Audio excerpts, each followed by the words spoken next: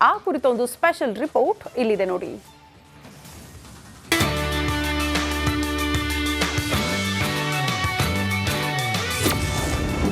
ಗದ್ದೆಯಲ್ಲಿ ನೇರವಾಗಿ ಭತ್ತ ಬೆಳೆಸುವ ಕೃಷಿಕ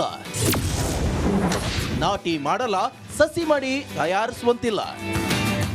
ನಳನಳಿಸುತ್ತಿರುವ ಭತ್ತದ ಪೈರು, ಸಂತಸದಿಂದ ಬೆಳೆಗಳ ವೀಕ್ಷಣೆ ಮಾಡುತ್ತಿರುವ ಕೃಷಿಕ ಪ್ರಥಮ ವರ್ಷದಲ್ಲಿ ಸಕ್ಸಸ್ ಬೇಸಾಯ ಆಗಿದ್ದಾರೆ.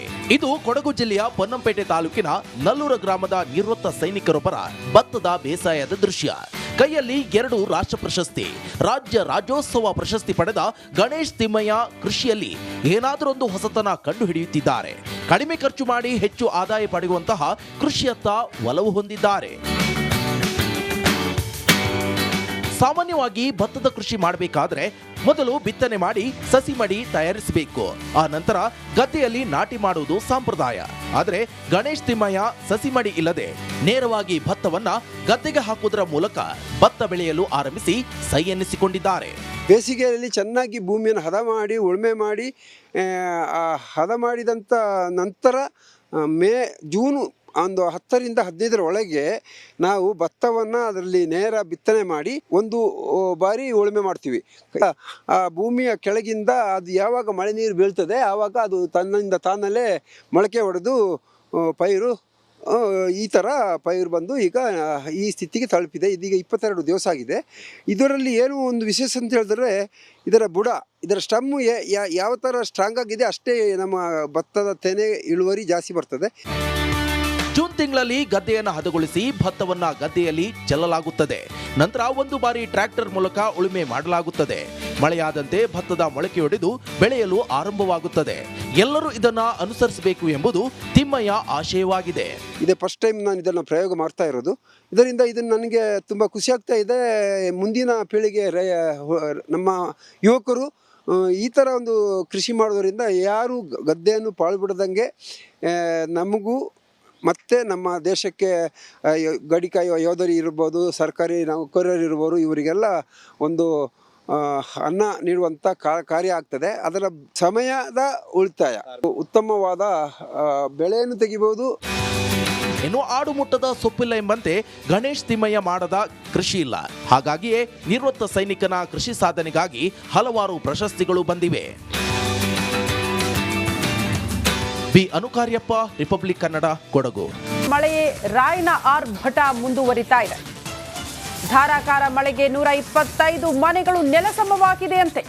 ಒಂದಲ್ಲ ಎರಡಲ್ಲ, ಬರೋಬ್ಬರಿ 125 ಮನೆಗಳು ಧಾರೆಗುರುಳಿದೆ. ಖಾನಾಪುರದಲ್ಲಿ 18 ಮನೆ, ಬೆಳಗಾವಿಯಲ್ಲಿ 4 ಮನೆ, ಹುಕ್ಕೇರಿಯಲ್ಲಿ 6, ಸವದತ್ತಿಯಲ್ಲಿ 26, ರಾಮದುರ್ಗದಲ್ಲೂ ಕೂಡ ಮನೆ ಕುಸಿತವಾಗಿದೆ ಅನ್ನೋದ್ರ ಡೀಟೇಲ್ ಸಿಗ್ತಾ ಇದೆ. ಮೊನ್ನೆ ನಾವೆಲ್ಲ ಗಮನಿಸ್ತಾ ಇದೀವಿ. ಈ ಖಾನಾಪುರ ಭಾಗದಲ್ಲಿ ಹೇಗಿತ್ತು ಅಂದ್ರೆ ಬಹುತೇಕ ಎಲ್ಲವೂ ಕೂಡ ಜಲಾವೃತ ಅನ್ನುವಂತಹ ಪರಿಸ್ಥಿತಿ. ಸುತ್ತಲೂ ಇರುವಂತಹ ಅಷ್ಟೂ ಹಳ್ಳಿಗಳಿಗೆ ಅಂದ್ರೆ ಗ್ರಾಮಗಳಿಗೂ ಕೂಡ ಆತಂಕ ಮಳೆ ಬಂದ್ರೆ. ನೋಡಿ ದೃಶ್ಯ ನಾವು ಗಮನಿಸ್ತಾ ಇದೀವಿ. ಒಂದಲ್ಲ ಎರಡಲ್ಲ, ಬರೋಬ್ಬರಿ 125 ಮನೆಗಳು ಧ್ವಂಸವಾಗಿರೋದು, ನೆಲಸಮವಾಗಿರೋದು ಮಳೆಯಿಂದ. ಯಾವ ರೀತಿ ಮನೆಯ ಅವಶೇಷ ಬಿದ್ದಿದೆ ದೃಶ್ಯಗಳನ್ನ ನೋಡ್ತಾ ಇದ್ದೀವಿ. ಎಷ್ಟು ಜನ ಜೀವ ಕಳೆದುಕೊಳ್ತಿದ್ದಾರೆ, ಮತ್ತೊಂದು ಕಡೆ ಜೀವನ ಬದುಕನ್ನ ಕಳೆದುಕೊಂಡು ಬೀದಿಗೆ ಬಿದ್ದಿದ್ದಾರೆ ಹಲವು ಕುಟುಂಬಸ್ಥರು.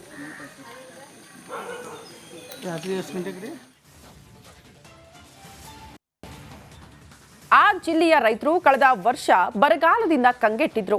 ಈ ಬಾರಿ ಮಳೆಯಾದ್ರೂ ರೈತರಿಗೆ ಮತ್ತೊಮ್ಮೆ ಸಂಕಷ್ಟ ಎದುರಾಗಿದೆ. ಕಷ್ಟಪಟ್ಟು ಬೆಳೆದ ಬೆಳೆ ಕೈ ಸೇರುವ ಮೊದಲೇ ಕೈ ತಪ್ಪೋ ಹಾಗಾಗಿದೆ. ಈ ಕುರಿತ ಒಂದು ವರದಿ ಇಲ್ಲಿದೆ.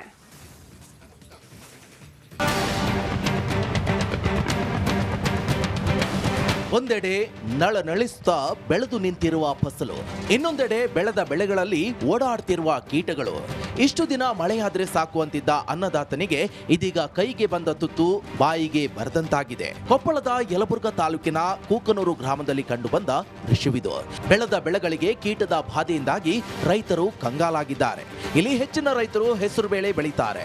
ಆದರೆ ಬೆಳೆದ ಬೆಳೆ ಕೀಟಗಳಿಂದ ಹಾಳಾಗ್ತಿದೆ. ಎಷ್ಟೇ ಕೀಟನಾಶಕ ಸಿಂಪಡಿಸಿದ್ರೂ ಕೀಟಗಳ ಬಾಧೆ ಮಾತ್ರ ನಿಲ್ತಿಲ್ಲ. ಇಡೀ ನಮ್ಮ ತಾಲೂಕು ಅಂತನ ಇದು ಕೀಡಿ ಹಾವಳಿ ಜಾಸ್ತಿ. ಅದು ಎಣ್ಣೆ ಹೊಡೆದು 2-3 ಸಲ ಎಣ್ಣೆ ಹೊಡೆದ್ರೆ ಕಂಟ್ರೋಲ್ ಆಗಿರ್ತೈತಿ ಅದು ಕೀಡಿ. ಹಾಗಾಗಿ ಆದಿ ಕಲರ್ ಒಂದು ರೋಗ ಬರಕೈತೆ ರೀ, ಅದಕ್ಕೆ ಎಣ್ಣೆ ಹೊಡೆದಾರೆ ರೀ, ಅದಕ್ಕೂ ಏನೂ ಕಂಟ್ರೋಲ್ ಆಗಿಲ್ಲ.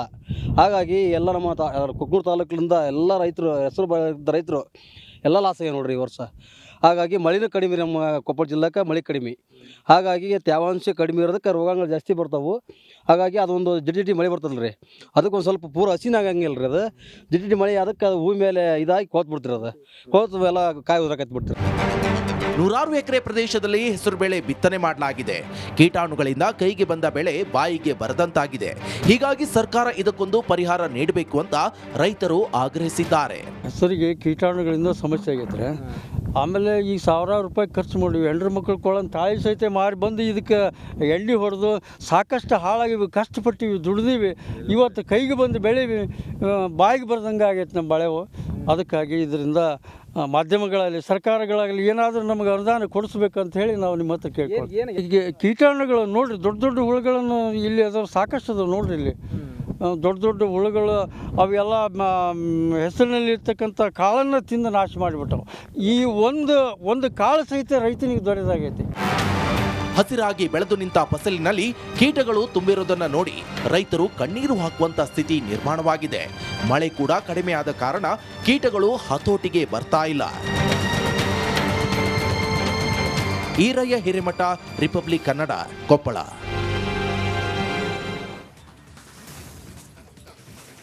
ಚಿಕ್ಕಮಗಳೂರು, ಶಿವಮೊಗ್ಗ ಸೇರಿದಂತೆ ಮಲೆನಾಡು ಮತ್ತು ದಾವಣಗೆರೆ ಭಾಗದಲ್ಲಿ ವ್ಯಾಪಕ ಮಳೆ ಆಗ್ತಾನೆ ಇದೆ.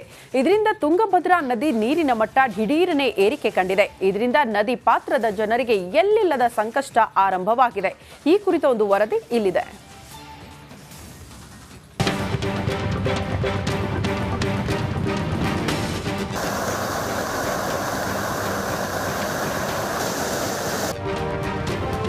ಎಲ್ಲಿ ನೋಡಿದ್ರೂ ಅಲ್ಲೆಲ್ಲ ನೀರು. ಆಗಸದಿಂದ ಅಂತ ಬೀಳುತ್ತಿರುವ ಮಳೆ, ಜಲಾಶಯಗಳು ತುಂಬಿ ನದಿ ಮೂಲಕ ಹರಿಯುತ್ತಿರುವ ನೀರು. ಎಸ್, ರಾಜ್ಯದಲ್ಲಿ ಸದ್ಯ ಮಳೆಯ ಆರ್ಭಟ ಜೋರಾಗಿದೆ. ಇನ್ನು ಚಿಕ್ಕಮಗಳೂರು, ಶಿವಮೊಗ್ಗ ಸೇರಿದಂತೆ ಮಲೆನಾಡು ಮತ್ತು ದಾವಣಗೆರೆ ಭಾಗದಲ್ಲಿಯೂ ವ್ಯಾಪಕ ಮಳೆ ಆಗ್ತಾನೆ ಇದೆ. ಅದರ ಜೊತೆಗೆ ಜಲಾಶಯದಿಂದ 70,000 ಕ್ಯೂಸೆಕ್ ನೀರನ್ನ ವಿಜಯನಗರದ ತುಂಗಭದ್ರಾ ಅಣೆಕಟ್ಟಿಗೆ ನೀರು ಬಿಡುಗಡೆ ಮಾಡಲಾಗಿದೆ.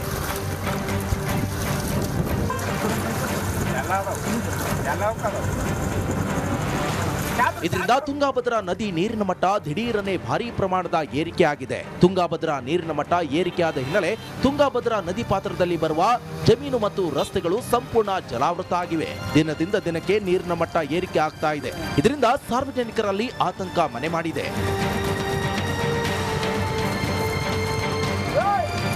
ಇದು ಹೊಸ ಹರಿಹರದಿಂದ ನಂದಿಗುಡಿ ಮಾರ್ಗವಾಗಿ ಸುಪ್ರಸಿದ್ಧ ಕ್ಷೇತ್ರ ಉಕ್ಕಡಗಾತ್ರಿಗೆ ಸಂಪರ್ಕ ಕಲ್ಪಿಸುವ ರಸ್ತೆ. ನದಿ ನೀರು ಹೆಚ್ಚಾದ ಪರಿಣಾಮ ಮಧ್ಯಾಪುರದ ಬಳಿ ಸೇತುವೆ